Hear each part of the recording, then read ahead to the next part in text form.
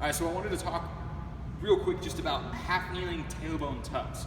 Now what this is going to do is it's going to help stretch the hip flexors, which for most of us normal people that sit down or sit in cars most of the day, we have really tight hip flexors. So it's going to help activate the glutes and release the hip flexors. And the way we do that, you get in a half kneeling position, think 90 degrees in both knees, and then 90 degrees at the bent part of the hip. So 90 degrees, 90 degrees, 90 degrees. I like having those toes underneath the feet. It's actually gonna give you a little bit more of a stretch. And then essentially think about sticking that tailbone back and then tucking it underneath. Stick it back, tuck it underneath. You're gonna feel a good stretch there and just tucking it underneath.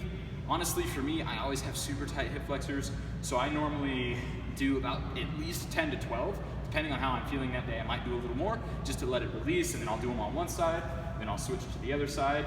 It's about sticking that tailbone back and then tucking it underneath. Half kneeling tailbone tucks. An important point is making sure that the knee stays in the same spot. You don't want to drift forward with it. It's just tucking that tailbone underneath. Everything else stays nice and stationary.